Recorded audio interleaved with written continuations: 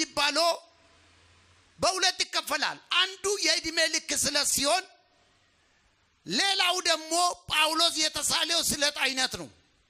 የዕድሜ ልክ ስለት ሳምሶን የዕድሜ ልክ ስለት ነበረ፣ ናዝራዊ ነው።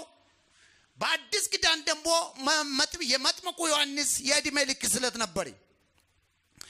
ናዝራውያን ከሶስት ነገር ይከለከላሉ። አንደኛ የሞተ ሰው አይነኩም፣ ሁለተኛ ጸጉራቸውን አይላጩም፣ ሶስተኛ አልኮል የሚያሰክር መጠጥ አይጠጡም አይቀምሱም። ናዝራዊ ማለት ለእግዚአብሔር የተለየ ማለት ነው። ለእግዚአብሔር የተለዩ ናቸው፣ ጸጉራቸውን አይላጩም። ስለዚህ በብሉይ ኪዳን እንደምንረዳው በዘኍልቍ ምዕራፍ 6:18 ላይ እንደዚህ ይላል፣ ናዝራዊም የተለየውን የራሱን ጠጉር በመገናኛ ድንኳን አጠገብ ይላጫል፣ የመለየቱንም ራስ ጠጉር ወስዶ ከደህንነት መስዋዕት በታች ወዳለው እሳት ይጥለዋል። ካህኑም የተቀቀለውን የአውራውን በግ ወርች ከሌማቱም እንደ ቂጣ እንጎቻ አንድም ስስ ቂጣ ይወስዳል። የተለየውንም የራስ ጠጉር ከተላጨ በኋላ በናዝራዊ እጆች ላይ ያኖራቸዋል ይላል። እዚህ ቦታ ላይ ምን ልነግራችሁ ፈልጌ ነው? የናዝራዊነት ስለት። አሁን እንግዲህ ስለት ገባ። ጳውሎስ ጸጉሩን በክንክራ ውስጥ ተላጨ ይላል። ያሳደገ ጸጉሩን ተላጨ ይላል። መጀመሪያ በብሉይ ኪዳን እንደነገርኳችሁ ስለቱን የገባው ሰው ጸጉሩን ያሳድግና ካሳደገ ስለቱ ሲያልቅ ጸጉሩን ይላጭ ወይም ይቆርጥና ወደ ኢየሩሳሌም ቤተ መቅደስ ይወስዳል። ከዛ በኋላ አንድ ጠቦት ከጸጉሩ ጋር ከስለቱ ጋር ይቀርባል ማለት ነው። ጠቦቱ ከታረደ በኋላ በሚቃጠለው መስዋዕት ላይ ጨምሮ ጸጉሩን ያቃጥለዋል። ኢየሱስ ጌታ ነው። ጳውሎስ ያደረገው ይህንን ነው። ጌታ የተመሰገነው። ጳውሎስ ለምንድን ነው ስለት የገባ በዚህ ቦታ ላይ ብለን ስንል ጳውሎስ አስቸጋሪ የሆነ መከራ ወቅት በቆሮንቶስ ከተማ አሳልፈዋል። የጳውሎስን ሕይወት በጥንቃቄ ላጠና ሰው ጳውሎስ ከዚህ ጊዜ ጀምሮ በቆራጥነት ነው የቀጠለው። ከዚህ ጊዜ ጀምሮ ራሱን ለእግዚአብሔር መልሶ ለየ፣ ራሱን ለእግዚአብሔር መልሶ ሰጠ። ጌታ የተመሰገነው።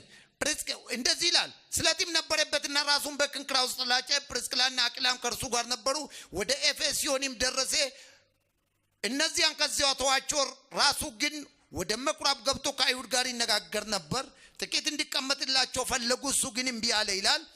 ጌታ የተመሰገነ ይሁን። አሜን ሃሌሉያ። አንድ ነገር ልበላችሁ ወገኖች ሆይ፣ መጽሐፍ ቅዱስ ሲናገር እንደዚህ ይላል። በአንደኛ ቆሮንቶስ ምዕራፍ 6:20 ላይ በዋጋ ተገዝታችኋልና የራሳችሁ አይደላችሁ። ጳውሎስ በቆሮንቶስ ከተማ ውስጥ ሲኖር አስቸጋሪ ጊዜያቶችን አሳልፏል። ከዚህ ጊዜ ደግሞ ከሞት ለመሸሽ ሙከራ አላደረገም። መጨረሻ ላይ ራሱን ለእግዚአብሔር ስለይ እንመለከታለን። በአንደኛ ቆሮንቶስ ምዕራፍ 2:2-3 ላይ ሄጄ አነባለሁ። እንደዚህ ይላል፣ በጌታ በኢየሱስ ስም እኔም በድካምና በፍርሃት በብዙ መንቀጥቀጥ በእናንተ ዘንድ ነበርኩ።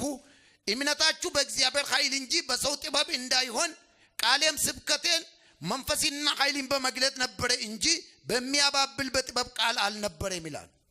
ሃሌሉያ። አሁን እዚህ ቦታ ጳውሎስ ቆሮንቶስ ውስጥ ከባድ ጊዜ አሳልፏል። በዚህ ጊዜ ውስጥ ደግሞ ራሱን ለእግዚአብሔር አሳልፎ ሰጠ። ጌታ ይመስገን።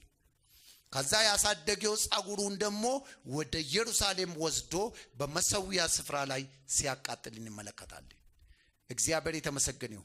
ወገኖቼ በሕይወት ጎዳና በመከራ በአገልግሎት መከራ ሲበዛባችሁ ራሳችሁን ለእግዚአብሔር አሳልፋችሁ ስጡ። በዛ ጊዜ እግዚአብሔር ክንድ መጥቶ ይደግፋችኋል። ምን ማለት ነው? እኔ አስቀድሜ ከክርስቶስ ጋር ሞቻለሁ። እኔ ቢሞትም ሕያው ነኝ። እኔ ያንተ ነኝ።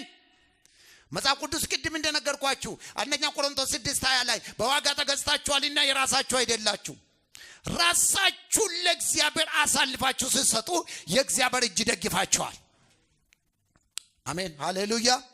ጳውሎስ ራሱን ለእግዚአብሔር አሳልፎ ሲሰጥ እንመለከታለን። በዚህ በስለት ወቅት ደግሞ ጸጉሩን አሳድጎ ነበር። እኔ የራሴ አይደለም አለ ጳውሎስ። ከዛ በኋላ የጳውሎስ ሕይወትን ስትመለከቱ ቆራጥ ነበር። ይሄን ከተሳለ ራሱን ከለየ በኋላ እንደ ከዚህ በፊት አይደለም ጳውሎስ በሰለ ወደ ብስለት መጣ። መከራውንም ሞቱንም በፊት ለፊት ተጋፈጠ። በሐዋርያት ሥራ 21:14 ላይ እንደዚህ ይላል የእግዚአብሔር ቃል። ሃሌሉያ። ይህን ጥቅስ ብዙ ጊዜ ሰዎች በቤታቸው ላይ ይለጥፋሉ። እንደዚህ ይላል።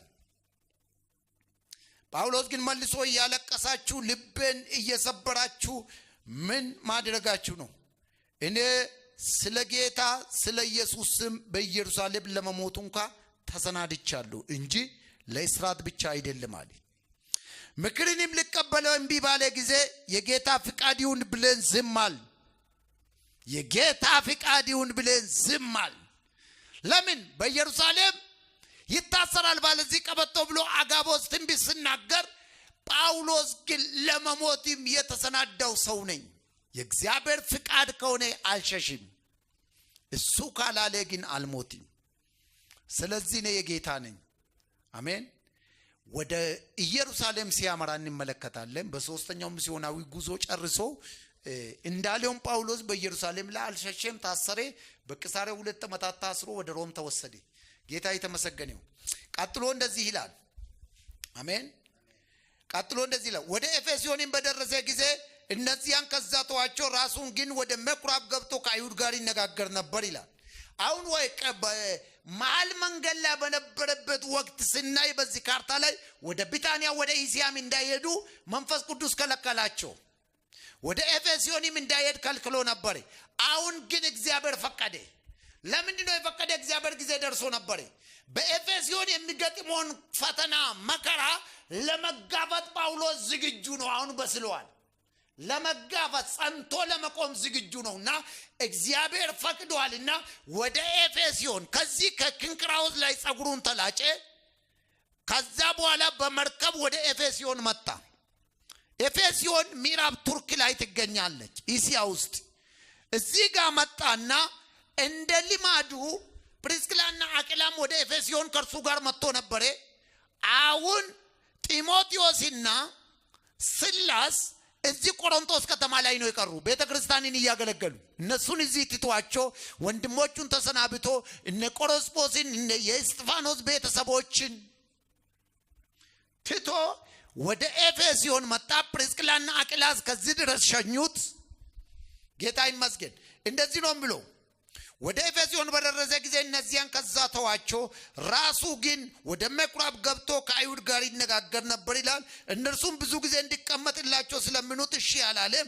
ነገር ግን ሲሰናበታቸው የሚመጣውን በዓል በኢየሩሳሌም አደርግ ዘንድ ይገባኛል፣ እግዚአብሔር ቢፈቅድ ግን ወደ እናንተ ይመለሳለሁ አላቸው። ከኤፌሶንም በመርከብ ተነሳ። አሁን እዚህ ቦታ ላይ እንዲቆይላቸው ፈለጉ እነዚህ ክርስቲያኖች በኤፌሶን የነበሩ። እሱ ግን በኢየሩሳሌም በዓሉን ማድረግ አለብኝ አለ። የተላጨው ጸጉሩን አሁን ወደ ኢየሩሳሌም መውሰድ አለበት። በመሰዊያ ስፍራ ላይ ማቃጠል አለበት። ኢየሱስ ጌታ ነው። እግዚአብሔር ረድቶታል። በቆሮንቶስ ከተማ ከሞት አስመልጦታል። እግዚአብሔር አቅምና ጉልበትን ሰጥቶታል። ስለዚህ ስለቱን ለመፈጸም ወደ ኢየሩሳሌም መምጣት ነበረበት። ወደ ኢየሩሳሌም ቤተ መቅደስ ጸጉሩን ይዞ የተቆረጠውን ጸጉሩን ይዞ መምጣት ነበረበትና እዚህ ቦታ ላይ በኤፌሶን ከተማ ቃል ገባላቸው። ቃሉን የሚጠብቅ ሰው ነው ጳውሎስ። በዚህ ዘመን ብዙ ሰዎች ይናገራሉ፣ ቃላቸውን አይጠብቁም። ቃል እኮ እንደ ቀላል ነገር ነው በዚህ ዘመን።